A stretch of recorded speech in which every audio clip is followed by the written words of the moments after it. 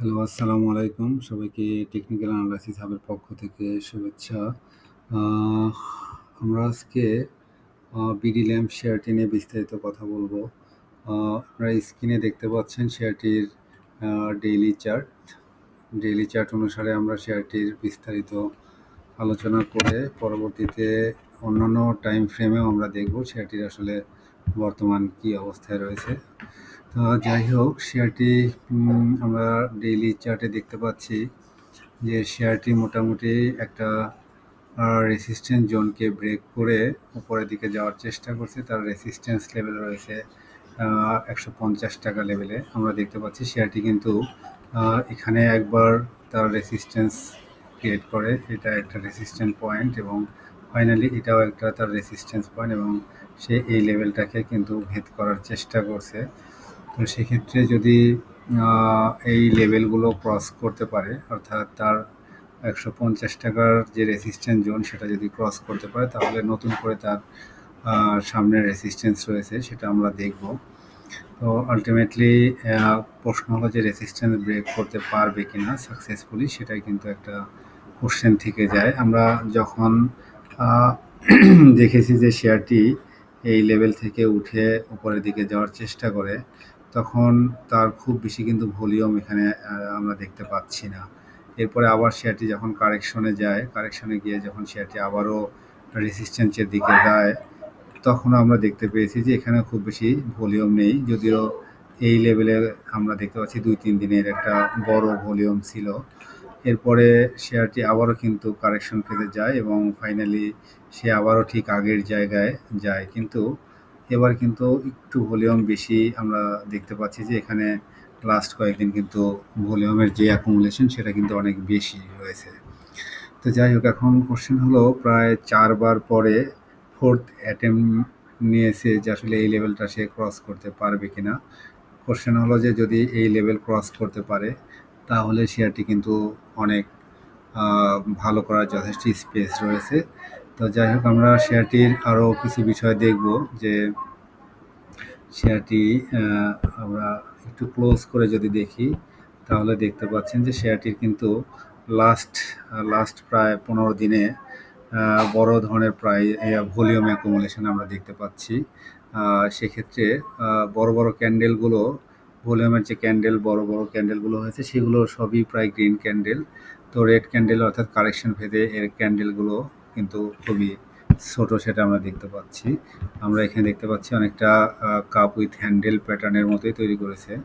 তো আমরা যদি এটাকে ডিলিট করে দেই, আপনারা দেখতে পাচ্ছেন যে এখান থেকে যদি এটাকে একটা কাপের মতো তৈরি করে এখানে একটু কারেকশন নিয়েই সে কিন্তু আবারও আপ ট্রেন্ডের দিকে যেতে চাচ্ছে, অর্থাৎ তার যে ট্রেন্ড, সেই ট্রেন্ড কিন্তু সে নিচের দিকে থাকতে চাচ্ছে না। তার মানে যেহেতু ভলিউম সহ তার এই মুভমেন্ট দেখা যাচ্ছে, সেক্ষেত্রে আশা করা যায় যে এই লেভেলটা কিন্তু তার ক্রস করার যথেষ্ট সম্ভাবনা রয়েছে আর কি। আচ্ছা, এখন বিষয়টা আমরা এখানে দেখতে পাচ্ছি, এটা কিন্তু তার একটু ক্লোজ করে দেখি। শেয়ারটির যে লাস্ট 2 দিনের ক্যান্ডেল, সেই 2 দিনের ক্যান্ডেল কিন্তু খুবই মোটামুটি ভালো আমরা দেখতে পাচ্ছি, অ্যাগ্রেসিভ একটা ফুল বডি টাইপেরই ক্যান্ডেল। তো যাই হোক, এটা ছিল তার ডেইলি চার্টের প্রাইস মুভমেন্ট।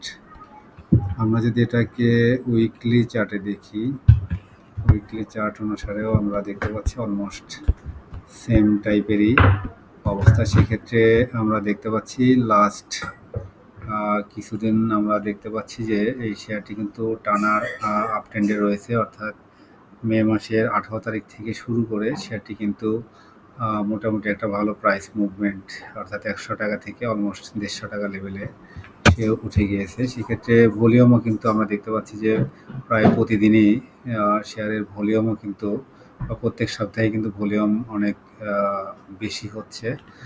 এখানে আমরা দেখতে পাচ্ছি রেড ক্যান্ডেলে যে কারেকশনটা হয়, যে উইকে কারেকশন হয়েছে সেই উইকে কিন্তু ভলিউমটা খুবই কম হয়েছে। আমরা যদি দেখি এই সপ্তাহে কারেকশন হয়েছিল, এখানে কিন্তু ভলিউমও খুবই কম হয়।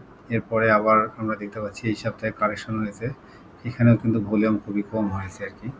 তো সেক্ষেত্রে আমরা এদিক থেকে যদি দেখি যে ভলিউমের যে মুভমেন্ট, সঙ্গে সঙ্গে প্রাইসের মুভমেন্টও কিন্তু খুবই অ্যাগ্রেসিভ। তো সেক্ষেত্রে আশা করা যায় যে এর আগের যতবার সে মুভ করেছিল সেখানে কিন্তু এই পরিমাণ ভলিউমের অ্যাকুমুলেশন হয়নি। আমরা যদি এখানে দেখি, এখান প্রাইস মুভমেন্টকে দেখি, আবার এখানে যদি দেখি ভলিউমের অ্যাকুমুলেশন, এখানেও কিন্তু প্রাইসের মুভমেন্ট।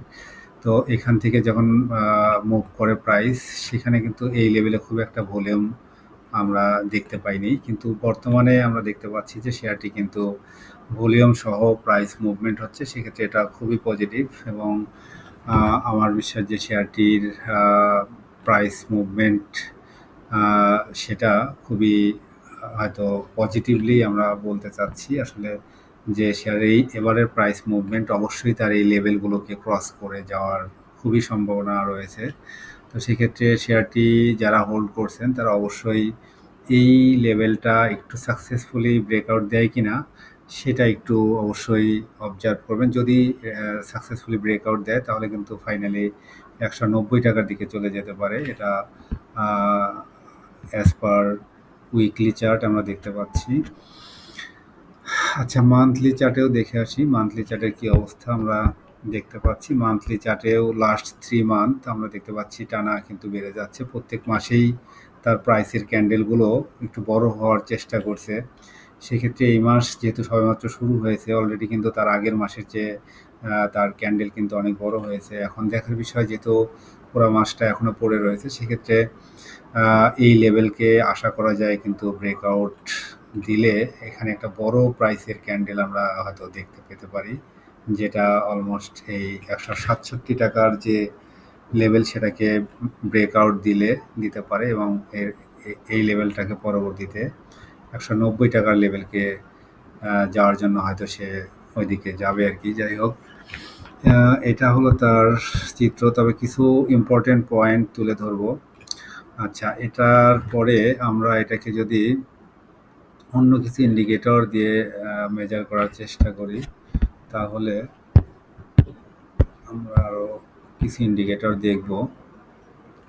আচ্ছা, আমরা আরএসআইটা দেখে আসি। আরএসআই অনুসারে শেয়ারের ডেইলি চার্টে আরএসআই এখন 71। সেটা আরএসআই যেহেতু আমরা জানি যে 70 তার একটা রেঞ্জ, 30 টু 70। তো 70তে অনেক সময়ই সে রেসিস্টেন্সে বাধা পেয়ে নিচের দিকে আসে। আমরা দেখতে পাচ্ছি এখানে একবার এসেছে, এদিকে এসেছে, অনেকবারই আমরা দেখি যে 70তেই কিন্তু আরএসআই বাধা পেয়ে নিচে আসে। কিন্তু এবার কিন্তু সে দেখা যাচ্ছে যে 70-র উপরে গিয়ে তার রেসিস্ট্যান্স লেভেলেই কিন্তু দাঁড়িয়ে আছে এবং তার পরবর্তী রেসিস্ট্যান্স রয়েছে কিন্তু 78-এর দিকে।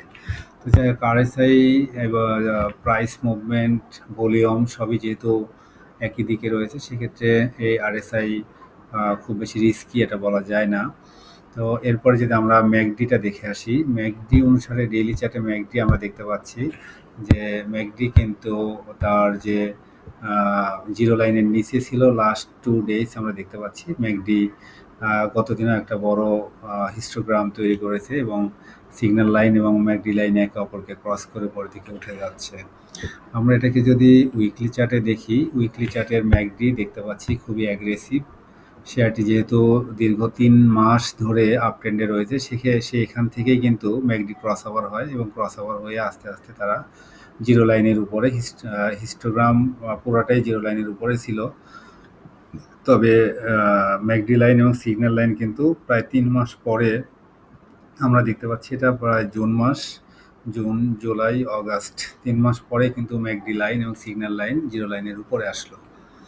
তো যাই হোক, এরপরে আমরা মান্থলিতেও দেখে আসি। মান্থলিতে যদি দেখেন, একদম ক্লিয়ার লং টাইম ফ্রেমে দীর্ঘদিন পরে কিন্তু আমরা দেখতে পাচ্ছি যে ম্যাকডি লাইন লাস্ট 3-4 মাস কিন্তু হিস্টোগ্রামগুলো বড় বড় ক্যান্ডেলে বা বড় বড় হিস্টোগ্রামে এটা পজিটিভ গ্রিন ক্যান্ডেল তৈরি করেছে এবং ম্যাকডি লাইন, সিগন্যাল লাইন একে অপরকে ক্রস করে উপরের দিকে যাওয়ার চেষ্টা করছে। যাই হোক, এটাও পজিটিভ। তো এরপরে আমরা আরও কিছু ইন্ডিকেটর দেখব। আমরা যদি আরও কিছু ইন্ডিকেটর দেখে আসি। আচ্ছা, যদি আমরা এটাকে মুভিং অ্যাভারেজে দেখি, এটা তো খুবই কমন একটা আমাদের ইন্ডিকেটর, মুভিং অ্যাভারেজের উপরে রয়েছে।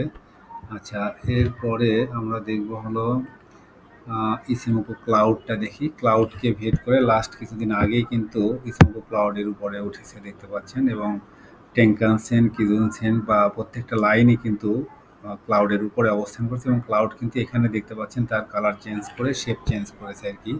তো ইসিমোকো ক্লাউড অনুসারে ডেইলি চার্টে কিন্তু এটা পজিটিভ দিক।